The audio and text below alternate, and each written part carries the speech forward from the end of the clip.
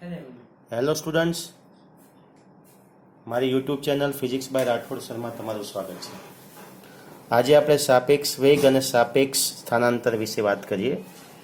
તો સાપેક્ષ વેગ અને સાપેક્ષ સ્થાનાંતર સમજતા પહેલાં આ ચેપ્ટરની શરૂઆતમાં આપણે ગતિનો પરિચય મેળવેલો અને ગતિમાં વાત કરેલી ગતિ એ સાપેક્ષ ખ્યાલ છે. મતલબ કે અલગ અલગ નિર્દેશ ફ્રેમથી પદાર્થનું અવલોકન કરવામાં આવે તો એ પદાર્થ ગતિમાં છે કે સ્થિર એનો અનુભવ તમને થાય છે. મતલબ કે તમે કઈ જગ્યાએથી પદાર્થનું અવલોકન કરો છો એના આધારે પદાર્થ ગતિમાં છે કે સ્થિર એ નક્કી થાય છે. એ રીતે ધારો કે બે ટ્રેન એક જ દિશામાં ગતિ કરી રહી છે. તમે જે ટ્રેનમાં બેઠા છો એની ગતિ બાજુની ટ્રેન કરતાં ઓછી છે, તો તમને અવલોકન કરતાં દેખાયું હશે કે બાજુની ટ્રેન આગળ નીકળતી તમને દેખાઈ હશે, બરાબર. પણ તમે જોયું હશે કે એનો વેગ બહુ જ ઓછો લાગશે તમને, કારણ કે તમારી સાપેક્ષમાં એનો વેગ ગણતરી કરવાની હોય છે. તો એ સાપેક્ષ વેગ શું છે એને આપણે ધ્યાનથી સમજીએ.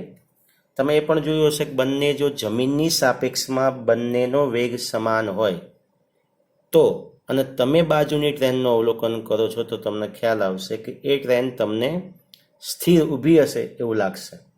બંને ટ્રેન ગતિમાં છે, બંનેનો વેગ સમાન છે, છતાં તમને એવું લાગશે કે બાજુમાં ટ્રેન શું થયેલી છે, ઊભી છે. આ એક અનુભવિક ખ્યાલ છે. તમે ટ્રેનમાં બેઠા હોય અને અનુભવ કર્યો હોય તો ખ્યાલ આવે તમને આનો, બરાબર. તો એ વસ્તુ સમજવા માટે આપણે એક પારિમાણિક નિયમિત ગતિ કરતા બે પદાર્થો આપણે લઈએ છીએ, એ અને બી.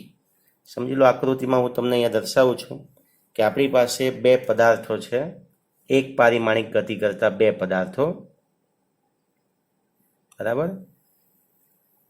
ચલો, આ દિશામાં એક પદાર્થ એ છે અને બીજો પદાર્થ બી છે, બરાબર. અહીંયા સમજી લો કે આ ઉગમ બિંદુ ઓ છે. ઓકે, હવે આપણે નક્કી કરેલો કે આ જે છે એ વાય અક્ષ, બરાબર. અને ત્યાંથી આપણે એનું અવલોકન સમજીએ. તો આ જે છે પદાર્થ એ અને આ પદાર્થ બી છે. આ વી એ જેટલા અચળ વેગથી ગતિ કરે છે, એનો વેગ કેટલો છે, વી એ, અને આનો વેગ કેટલો છે, વી બી, અચળ વેગ છે, બરાબર. આ જે પદાર્થ છે એનું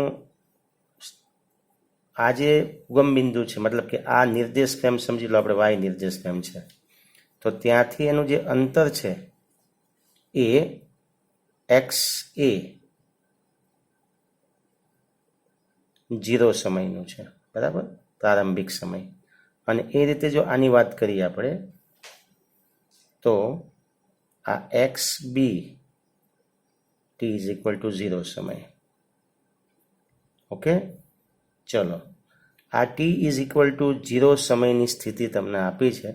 બંને કોઈ ચોક્કસ દિશામાં એ જેટલા એ પદાર્થ વી એ જેટલા અને બી પદાર્થ વીબી જેટલા અચળ વેગથી ગતિ કરી રહ્યા છે. ઓકે, હવે સમજી લો કે એક બીજી સ્થિતિ આપણે વિચારી, T is equal two T સમયની સ્થિતિ. તો શું થશે? ચલો, તો આ જે પદાર્થ છે એ નામનો પદાર્થ એ અહીંયા આવે છે, બી નામનો પદાર્થ અહીંયા આવે છે. ચલો, આ T is equal two T સમયની સ્થિતિ છે, બરાબર. અને આ સ્થાન શું છે? તો આ સ્થાન એક્સ એ ટી સમય માટે, બરાબર. અને આની જો વાત કરીએ તો એક્સ બી ટી સમય માટે. ઓકે, આ એ નામનો પદાર્થ અને આ બી, બંનેનો વેગ શું છે? વી એ, અને આનો વેગ અચળ વેગ છે. બંને વેગ અચળ છે, વીબી. ઓકે, આ આપણી ધન એક્સ દિશા એક પારિમાણિક ગતિની વાત આપણે અહીંયા કરીએ છીએ. ઓકે, તો હવે તમે જુઓ કે પદાર્થ ટી ઇઝ ઇક્વલ ટુ 0 સમયે ઉગમ બિંદુથી એક્સ એ 0 સ્થાન ઉપર છે અને બી નામનો પદાર્થ એક્સ બી 0 સ્થાન ઉપર છે અને T is equal two T સમયે એ પદાર્થ એક્સ એ ટી અને એક્સ બીટી જેટલા અંતરે પહોંચે છે. હવે આપણે પહેલાં ટી ઇઝ ઇક્વલ ટુ 0 સમય માટે સમજી લઈજો. આની થિયરી તમે લખી શકો છો કે ભાઈ બે પદાર્થો એ અને બી, ધારો કે બે પદાર્થો એ અને બી અચળ વેગ VA અને VB થી ધન એક્સ દિશામાં ગતિ કરે છે.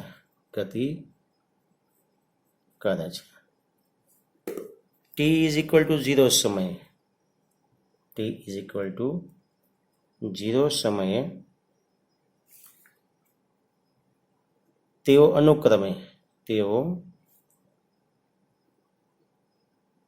અનુક્રમે XA0 અને XB0 સ્થાને છે. બરાબર. અને T is equal two T સમયે તેઓ અનુક્રમે XAT અને XBT સ્થાન પર જાય છે, મતલબ કે સ્થાને આવે છે. ઓકે, તો ચલો આપણે સમજીએ કે ભાઈ એમના એ સ્થાન કયા કયા હશે. તો પહેલાં તમે જો ટી ઇઝ ઇક્વલ ટુ 0 સમયે કયા સ્થાન ઉપર છે, તો કે XA0 અને XB0 સ્થાન ઉપર તો છે જ. ત્યાંથી એ VA અને VB જેટલા અચળ વેગથી ટી સમય માટે ગતિ કરે છે અને XAT અને XBT સ્થાને પહોંચે છે. તો માટે આપણે લખી શકીએ પદાર્થ A માટે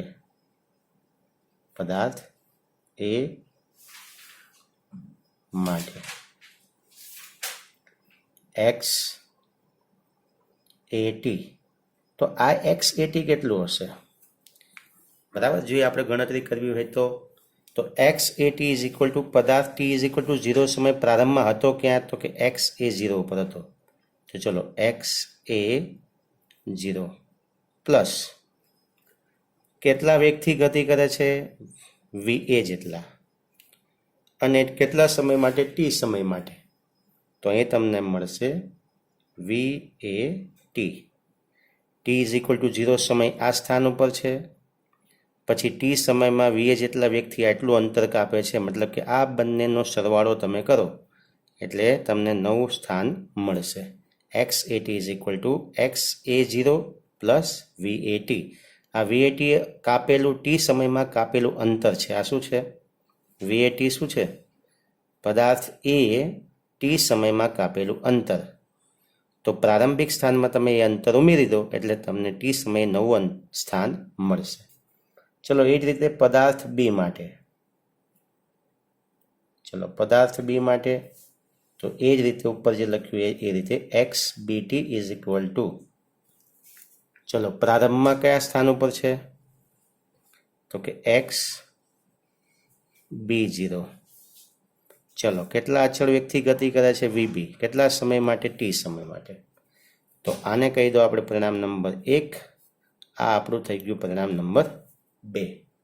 ઓકે, હવે પદાર્થ એ થી પદાર્થ બી નું સ્થાનાંતર કેટલું? T is equal two T સમયે આપણે બંનેનું સાપેક્ષ સ્થાનાંતર શોધવું છે.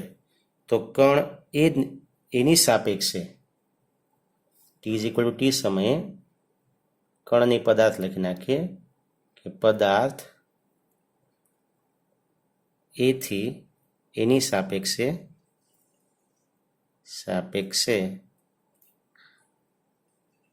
પદાર્થ પીનું સ્થાનાંતર કેટલું?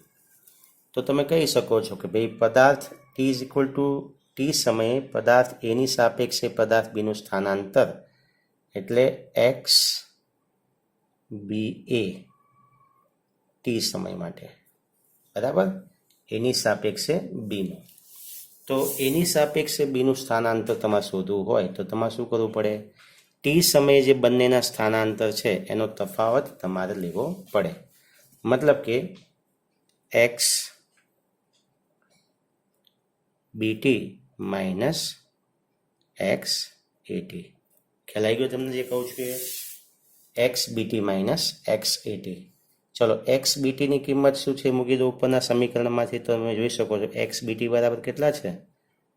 એક્સ બી ઝીરો પ્લસ વીબીટી માઇનસ કૌંસમાં માઇનસ છે એટલે એક્સ એ ઝીરો પ્લસ વીએટી. ઓકે, ચલો કૌંસ છોડીને સાદુરૂપ આપી દઈએ આપણે. તો એક્સ બી ઝીરો પ્લસ વીબીટી માઇનસ એક્સ એ ઝીરો, બાર માઇનસ છે એટલે અંદરની નિશાની બદલાઈ જશે એટલે માઇનસ વીએટી. ચલો, આ બંને સ્થાન આપણે સાથે લાવી દઈએ અને વેગવાળા પદ સાથે લઈ નાખીએ. તો એક્સ બી ઝીરો માઇનસ એક્સ એ ઝીરો માઇનસ, ચલો અહીંયા આપણે પ્લસ, અહીંયા આપણે ટી કોમન લઈ લઈએ છીએ. ટી કોમન લઈશું તો શું આવશે? 12 પ્લસ છે એટલે વીબી માઇનસ વીએ ટી કોમન. આ થયું સમીકરણ નંબર 3. ઓકે, હવે આ સમીકરણ નંબર 3માં તમે જુઓ તો એનું ખાસ અર્થઘટન સમજીએ. આ શું આપે છે? આપણું પી ઇઝ ઇક્વલ ટુ 0 સમયે બે પદાર્થો વચ્ચેનું સ્થાનાંતર, જે આપણે આકૃતિમાં જોશું ખ્યાલ આવશે કે આ જે અંતર છે એ કેટલું છે. આને શું કહેવાય? કેટલું અંતર કહેવાય આની સાપેક્ષમાં? તમે જોઈ શકો છો કે ભાઈ અહીંથી આ અંતર કેટલું? એક્સ બી ઝીરો. અહીંથી આ અંતર કેટલું? એક્સ એ ઝીરો. તો આ બંને વચ્ચેનું સાપેક્ષ સ્થાનાંતર કેટલું એની સાપેક્ષમાં? તો તમે કહી શકો છો એક્સ બી ઝીરો માઇનસ એક્સ એ ઝીરો, બરાબર. આ થયું સ્થાનાંતર. પ્રારંભિક સમય માટે બંને વચ્ચે કેટલું અંતર હતું? તો કે એક્સ બી ઝીરો માઇનસ એક્સ એ ઝીરો જેટલું અંતર હતું. T is equal two T સમય બંને વચ્ચેનું સ્થાનાંતર કેટલું થાય છે? તમે જોઈ શકો છો અહીંયા x BT minus x a t, જે આપણે શોધ્યું અત્યારે, બરાબર. આ કઈ રીતે મળશે આપણને? તો આ સમીકરણથી મળશે. તો મતલબ આ શું બતાવે છે? તો આ બંનેનો પ્રારંભિક જે સ્થાન હતું એનું સ્થાનાંતર, પછી બંને અચળ વેગથી ગતિ કરે છે ટી સમય માટે. તો આજે વીબી માઇનસ વી એ શું છે? સાપેક્ષ વેગ છે એની સાપેક્ષમાં બીનો. મતલબ ખ્યાલ આવી ગયો તમને? પદાર્થ એની સાપેક્ષમાં પદાર્થ બીનો વેગ કેટલો હોય તો વીબી માઇનસ વી એ પદથી તમે મેળવી શકો છો. તો આ થઈ ગયું તમારું સાપેક્ષ સ્થાનાંતર શોધવા માટેનું સમીકરણ. હવે સાપેક્ષ વેગનો હું બીજી રીતે પણ તમને સમજાવું. આ પ્રશ્નનો એક ઉકેલ તો તમને મળી ગયો. આ યાદ રાખજો, આપણું અગત્યનું સમીકરણ છે કે એક્સ બી એ તમારે મેળવવું છે. તો એક્સ બી એ ટી સમય માટે મેળવવું હોય તો આ સમીકરણ તમને આવડતું હોવું જોઈએ, અથવા ટી સમય પછી એની સાપેક્ષમાં બીનું સ્થાનાંતર કેટલું હશે એ આ તમારે શોધવું છે. તો આ સમીકરણથી તમે મેળવી શકો છો. ઓકે, તો આ ખૂબ જ અગત્યના સમીકરણ છે બંને. સમીકરણ નંબર 3, 1 અને 3, 1, 2 અને 3, ત્રણે સમીકરણ ખૂબ જ અગત્યના છે. હવે આપણે પહેલાં સાપેક્ષ વેગને બહુ ડિટેલમાં સમજી લો અને પછી તમને ખ્યાલ આવશે કે આ પદ કઈ રીતે આવે છે. ઓકે, કે V B minus V is equal to એની સાપેક્ષમાં બીનો વેગ કઈ રીતે થાય સમજી લો. તે એક ઉદાહરણથી સમજીએ, પછી તમને હું સાપેક્ષ વેગ સમજાવું. હવે સમજી લો કે બંને આ દિશામાં ગતિ કરે છે. ચલો, વી એ ઇઝ ઇક્વલ ટુ 40 મીટર પ્રતિ સેકન્ડ અને વીબી બરાબર 30 મીટર પ્રતિ સેકન્ડ.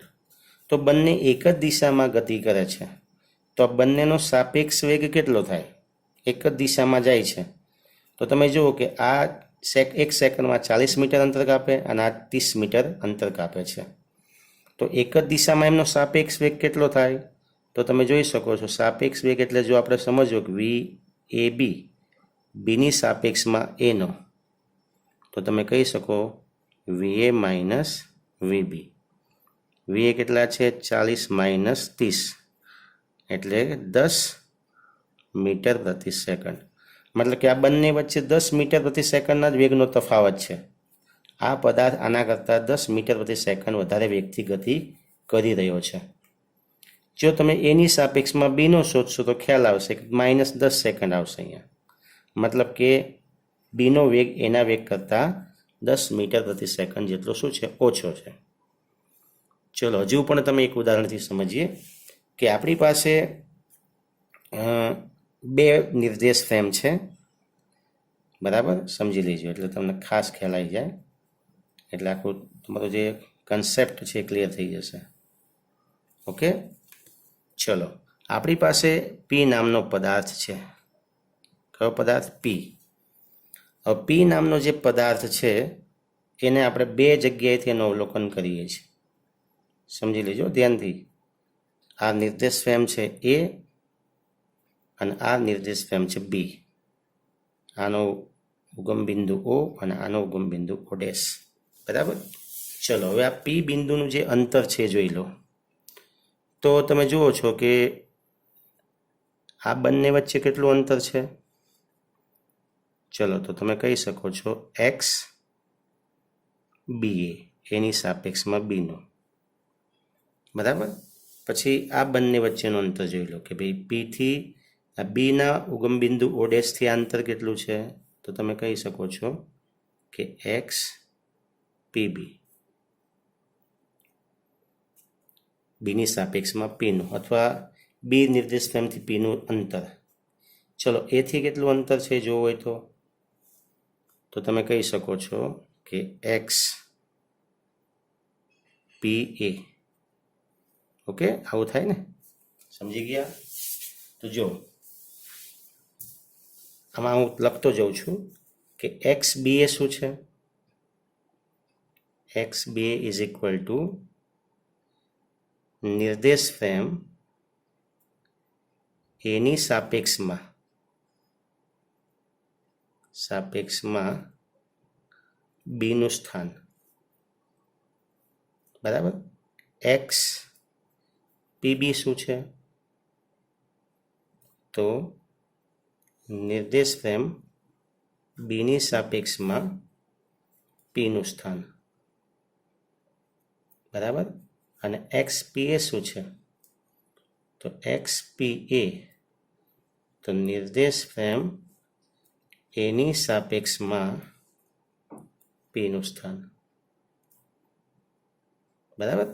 ચલો હવે આપણે જોઈ લઈએ કે આ જે અંતર છે એથી પી સુધીનું, એ આ બે અંતરનું શું છે? સરવાળો.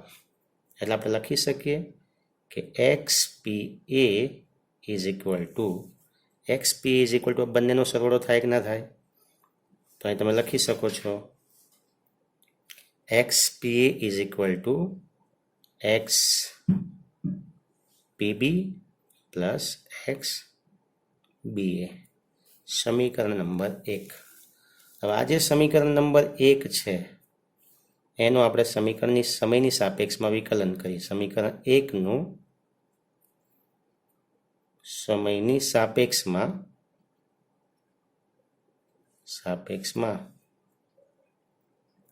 વિકલન કરતા.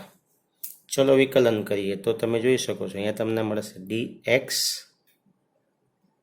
pa by dt is equal to dx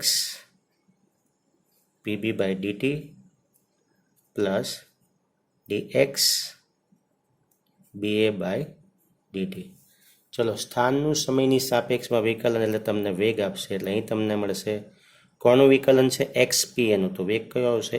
VPA is equal two અહીંયા તમને મળશે વિક્સ VPB પ્લસ VBA બરાબર. જો લખવું એટલે લખી શકાય કે VPA શું છે? તો કે VPA ઇઝ ઇક્વલ ટુ એની સાપેક્ષમાં પીનો વેગ. VPB શું છે? તો કે બીની સાપેક્ષમાં પીનો વેગ. અને VBA શું છે? તો એની જેની પાછળ હોય એની સાપેક્ષમાં હોય. અહીંયા એ છે તો એની સાપેક્ષમાં પીનો. બી તો બીની સાપેક્ષમાં પીનો. અહીંયા એની સાપેક્ષમાં બીનો વેગ. તો અહીંયા તમે જો બે જુદી જુદી નિર્દેશ ફ્રેમ પરથી આપણે પી નામના વસ્તુનું, ચલો આને આપણે માખી જ માની લઈએ, માખી છે, માખીનું અવલોકન કરીએ છીએ બે અલગ અલગ નિર્દેશ ફ્રેમથી, અને પછી તમને એનો વેગ મળે છે. ઓકે. પણ ધારો કે અહીંયા આ જમીન છે, આપણે માની લો. હવે આ શું છે? જમીન. અને જમીન ઉપરથી આપણે બે અલગ અલગ કણો છે એનું અવલોકન આપણે કરીએ છીએ, આના ઉપરથી આનો. તો હવે આના ઉપરથી આપણે, હું તમને વેગ આપું છું. હવે જમીન છે તો પીની જગ્યાએ હવે આપણે શું કરવું? જમીન માટે આપણે જી લઈ લઈએ છીએ. ઓકે. ચલો હવે ધ્યાનથી સમજી લેજો આ બાબતને. અહીંયા VPA is equal two VPB plus VBA. ચલો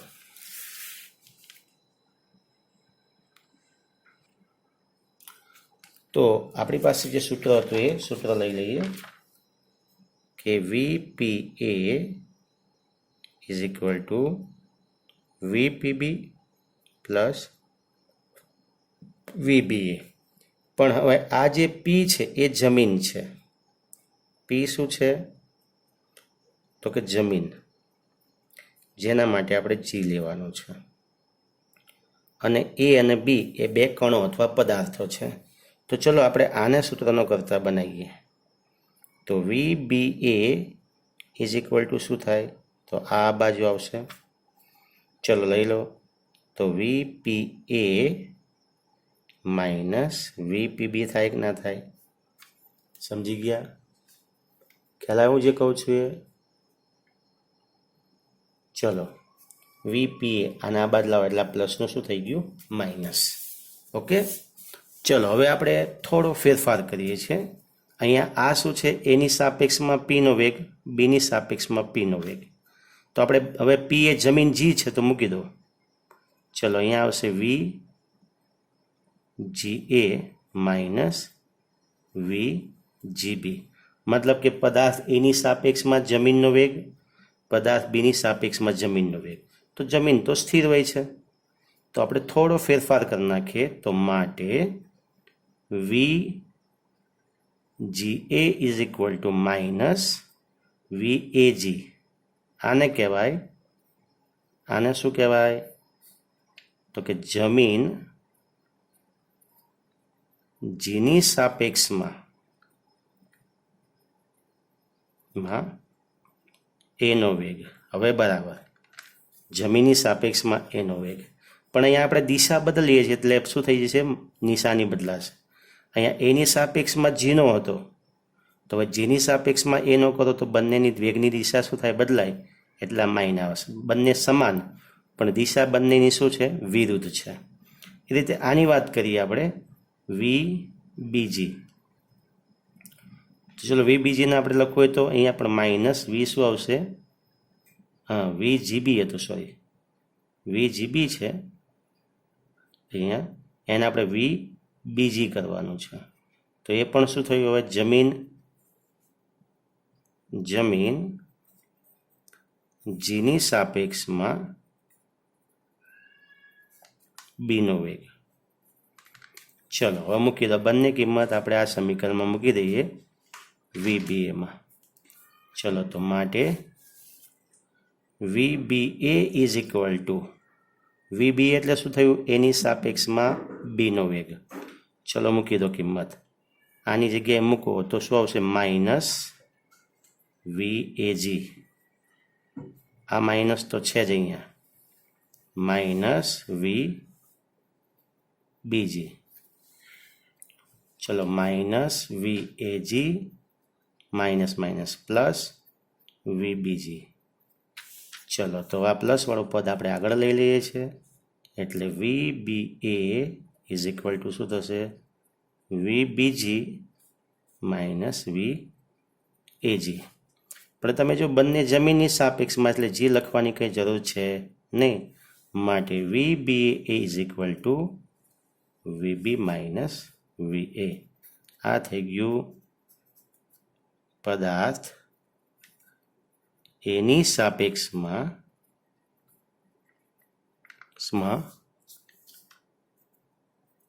પદાર્થ બીનો વેગ. ખ્યાલ આવી ગયો? VBA ઇઝ ઇક્વલ ટુ શું થાય? VB minus VA. બરાબર, એ બી આગળ છે તો VB માઇનસ VA. ચલો આપણે પદાર્થ બીની સાપેક્ષમાં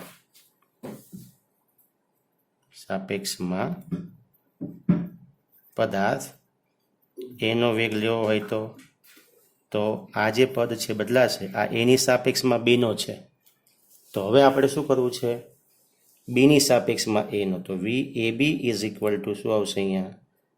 VA માઇનસ VB. ખ્યાલ આવી ગયો? આ રીતે આને કહેવાય સાપેક્ષ વેગ. બરાબર, સાપેક્ષ વેગ ઉપરથી શું થાય? તમને એકચ્યુઅલ ખ્યાલ આવે કે જો બંને પદાર્થ સામસામે ગતિ કરતા હોય, વિચાર કરો તો આપણે એક ઉદાહરણ હમણાં લીધેલું મેં, એ ઉદાહરણથી તમે સમજો તો ખ્યાલ આવે તમે કે બંને આમ ગતિ કરતા હોય તો આ 40 મીટર પ્રતિ સેકન્ડ અને આ બાજુથી આવે છે ને 30 મીટર પ્રતિ સેકન્ડ. તો આની સાપેક્ષમાં આનો વેગ કેટલો થાય? તો તમારો 40 તો છે જ, સામેનો 30થી આવે છે, તો તમારી સાપેક્ષમાં એનો વેગ કેટલો હોય? 70 મીટર પ્રતિ સેકન્ડ. સમજી ગયા? કારણ કે તમે 40થી તો જાઓ જ છો, એ 30થી આવે છે, એટલે સામે વેગ વધુ હોય. એક જ દિશામાં ગતિ કરતા, સમજી લો અહીંથી આમ કોઈ પદાર્થ જાય છે, તો આ જો 50 મીટર પ્રતિ સેકન્ડ, તો આની સાપેક્ષમાં એનો વેગ કેટલો હોય? તો 10 જ, કારણ કે એક જ દિશામાં છે એટલે 10. પણ આ બંનેનો લો તો કેટલા આવે? આ C નામનો પદાર્થ, આ A નામનો પદાર્થ, આ B નામનો પદાર્થ. ચલો એની સાપેક્ષમાં Cનો કેટલો? તો એક એની સાપેક્ષમાં Cનો વેગ કેટલો થાય? તો કે બંને એક જ દિશામાં છે એટલે બંનેનો તફાવત કેટલો? તફાવત જેટલો.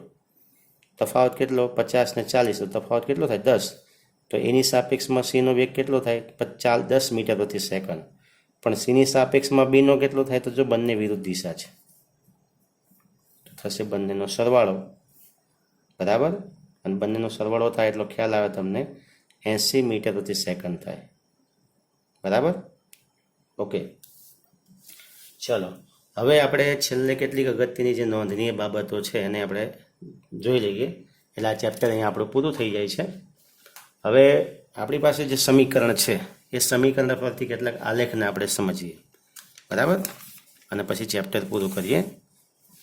તો પહેલો આલેખ,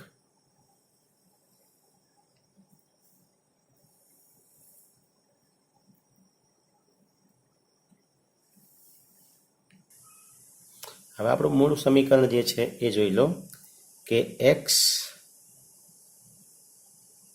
pt માઇનસ x at, મતલબ કે t સમયે એની સાપેક્ષમાં બીનું સ્થાનાંતર ઇઝ ઇક્વલ ટુ, તો તમને ખ્યાલ છે x b0 minus x a0 plus vb minus va into T. હવે આ સમીકરણ મુજબ તમે જોઈ શકો છો, આપણે પેલી આકૃતિ હતી એમાં પણ તમને ખ્યાલ છે કે ભાઈ બી નામનો પદાર્થ આગળ છે, એ નામનો પદાર્થ ક્યાં છે? પાછળ. જો આકૃતિ હોય તો તમને દેખાડી દઉં. અહીં તમે જોઈ શકો છો કે આકૃતિમાં એ એક્સ અક્ષ ઉપર બી નામનો પદાર્થ આગળ છે અને એ નામનો પદાર્થ પાછળ છે. બરાબર, શરૂઆતમાં બંને વચ્ચેનું અંતર કેટલું છે? તો કે આટલું અંતર છે. હવે જો બંનેના વેગ સમાન હોય તો આ બંને વચ્ચેનું જે અંતર છે એ બદલાશે નહીં.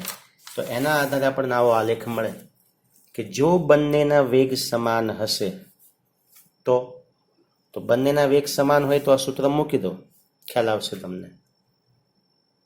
તો આ ટી સમય પછીનું સ્થાનાંતર છે અને આ પ્રારંભિક સ્થાનાંતર છે, સાપેક્ષ સ્થાનાંતર બદલીનું.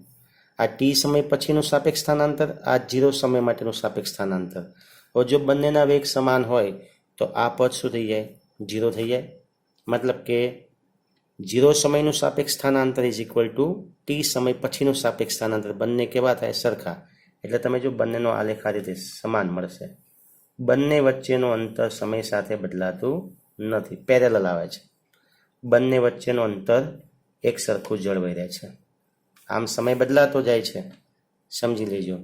અહીંયા 10 સેકન્ડ, અહીંયા 20 સેકન્ડ, અહીંયા 30 સેકન્ડ, અહીંયા 40 સેકન્ડ, સમય બદલાય છે. પણ બંને વચ્ચેનો વેગ સમાન હોવાના લીધે બંને વચ્ચેનું જે પ્રારંભિક સ્થાનાંતર છે એ જળવાઈ રહે છે, બંને વચ્ચે બદલાતું નથી. ક્લિયર? ચલો હવે જો એવું સમજીએ કે પાછળ જે એ નામનો પદાર્થ છે એનો વેગ બી નામના પદાર્થ કરતાં વધુ છે, તો શું થશે? શરૂઆતમાં એ પાછળ છે, પણ એક સમય એવો આવશે કે ધીમે ધીમે શું થશે? આ એક્સ A0 છે અને આ એક્સ B0. તો શરૂઆતમાં બી આગળ છે ને એ પાછળ, પણ એનો વેગ વધુ હોવાના લીધે એક સમય એવો આવશે કે બી એ નામનો પદાર્થ બીને શું કરશે? બંને એક જ જગ્યાએ ભેગા થઈ જશે. જ્યારે બંને એક જ જગ્યાએ ભેગા થશે ત્યારે સ્થિતિ શું આવશે? યાદ રાખજો, સમજી લેજો. જ્યાં બંને ક્રોસ કરે છે ત્યાં બંનેના આ સ્થાન કેવા આવશે? સમાન આવશે. સમજી ગયા? જ્યાં ક્રોસ કરે ત્યાં બંનેના સ્થાન શું થાય? આ સમાન. મતલબ કે આ તફાવત કેટલો થઈ જાય? 0 થઈ જાય. અને પછી એ નામનો પદાર્થ બે નામના પદાર્થથી આગળ નીકળી જાય છે, કારણ કે એનો વેગ વધુ છે એટલે. બરાબર? હવે ત્રીજી સ્થિતિ કે ધારો કે બી નામના પદાર્થનો વેગ વધુ જ છે, તો શું થશે? તો તમે જોઈ શકો છો કે બંને ક્યારેય ભેગા થશે નહીં. બંને વચ્ચેનું જે અંતર છે, સાપેક્ષ અંતર, એ સતત શું થશે? વધતું જશે. એક્સ A0 અને એક્સ B0. તો અહીં તમે જો શરૂઆતમાં આ સ્થાનાંતર છે, પણ બી વેગ વીબી વેગ વધુ હોવાના લીધે આ પદાર્થ વધુને વધુ આગળ નીકળતો જાય છે અને આ પદાર્થ વેગ ઓછો હોવાના લીધે પાછળ રહી જાય છે. ઓકે? તો તમને આ આકૃતિઓ પરથી ખ્યાલ આવી ગયો છે, તમને અનુભવી ખ્યાલ છે કે તમે સાયકલ લઈને નીકળે ને તમારો મિત્ર આગળ છે ને તમે પાછળ છો. જો તમારા મિત્રનો વેગ વધુ હશે તો તમે ક્યારેય એને ક્રોસ કરી શકશો નહીં, એ વધુને વધુ દૂર જતો જશે. જો તમારા બંનેનો વેગ સમાન હશે તો તમે બંને એક જ સાથે સાયકલ ચલાવતા ચલાવતા જશો, તમારા વચ્ચેનું અંતર બદલાશે નહીં.